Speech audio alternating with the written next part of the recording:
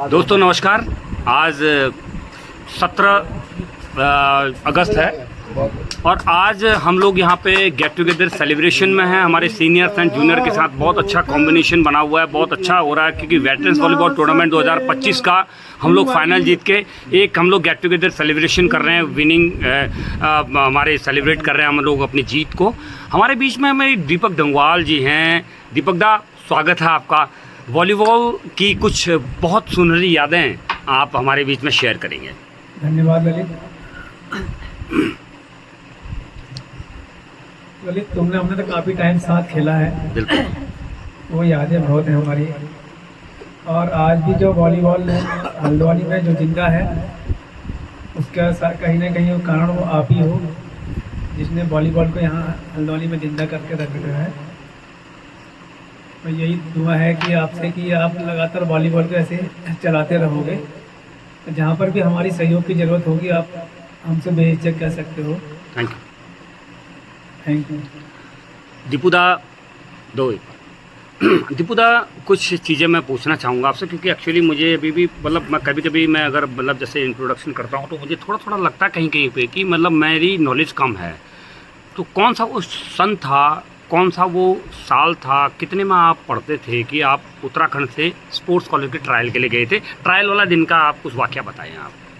मैं कक्षा 8 पास करके यहाँ से गया था। सन कौन सा था? सन 87 का था ये। मेरे पिताजी मुझे लेके गए थे स्टेडियम में। ठीक है। हम खेलते थे, थोड़ा बहुत खेलते थे, पिताजी भी हमारे खेलते थे, भाई साहब भी खेलते थे। तो यहाँ से हमारा चयन हो गया था। चयन होकर फिर हमारे लखनऊ में हमारा फाइनल ट्रायल था। वहाँ पहले फिजिकल होता है, फिर रिटर्न टेस्ट होता है, फिर स्किल टेस्ट होता है। तो उसके बाद हमारा वहाँ चयन हुआ। बहुत कड़ी मेहनत करी हमने वहाँ पर। सबसे कम हाइट का वहाँ पर लड़का मैं ही था और उन लोगों के बीच में जगह बनाना बहुत बड़ी बात थी। और मैंने अपनी मेहनत से वहाँ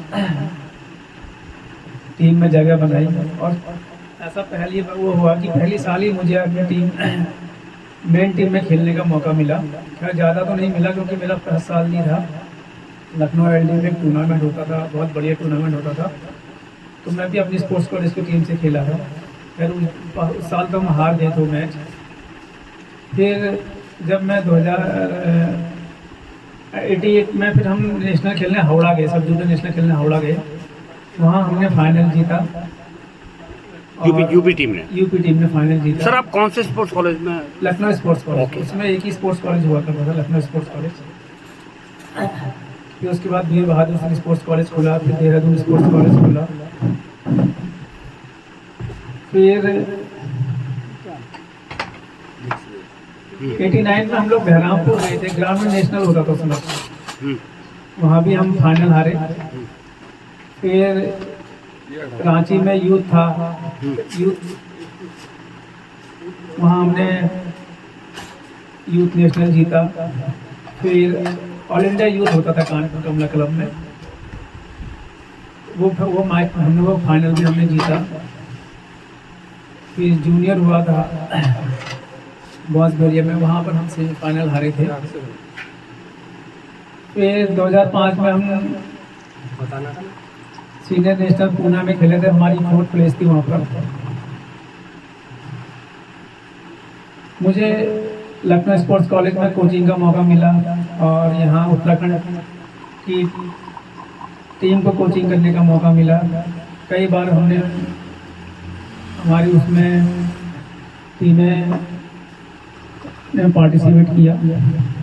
बड़ा अच्छा लगा उस समय में क्योंकि हमारी टीम में भी एक बेस्ट इंडिया के बेस्ट 4 में रहती थी उस समय। सर, एक जो प्लेयर आपने स्पोर्ट्स कॉलेज या फिर बांदा हॉस्टल या फिर इनमें रहते हुए जो प्रशिक्षक के रूप में आपने जो खिलाड़ी निकाले अंतर्राष्ट्रीय स्तर के, वो कौन कौन थे? ज़रा उनके बारे में भी आप थोड़ा सा हमें बताएंगे। बहुत खिलाड़ी थे ऐसे। मुकेश था, मुकेश सरहुआ था, आदेश बालिया था, संदीप पुंडेर था, और भी ऐसे बहुत से खिलाड़ी हैं जो मिथलेश था। और भी कई खिलाड़ी थे जिनके नाम याद नहीं आ रहे हैं।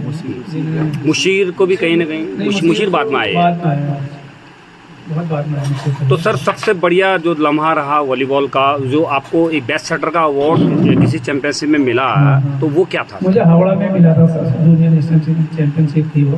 बेस्ट सेटर का ऑल इंडिया मतलब नेशनल चैंपियनशिप। नेशनल चैंपियनशिप थी, थैंक वो यू पहला नेशनल था हमारा। सर। एनआईएस कब किया आपने सर? मैंने 2000 में एनआईएस किया और फिर उसके बाद मैं स्पोर्ट्स कॉलेज में जॉब किया था मैंने। सर क्या कहेंगे आज के इंडियन वॉलीबॉल के लिए और उत्तराखंड के वॉलीबॉल के लिए? उत्तराखंड के वॉलीबॉल में तो बहुत मेहनत की ज़रूरत है, बहुत स्किलफुल लड़के चाहिए और काफ़ी हाइट वाला गेम है तो काफ़ी लंबे लड़के चाहिए। और जब तक ONGC थी तब तक तो हमारी उत्तराखंड की टीम बेस्ट 4 में रहती थी। और इंडिया का भविष्य तो अभी काफ़ी अच्छा है, इस समय तो काफ़ी अच्छे लोग आ गए हैं, काफ़ी टेक्निकली भी काफ़ी साउंड हो गए हैं बच्चे। Thank you so much sir, thank you so much. Deepak Dangwal ji को आपने सुना, क्या आप लोग एक बार जोरदार तालियां बजा सकते हैं? बहुत सारा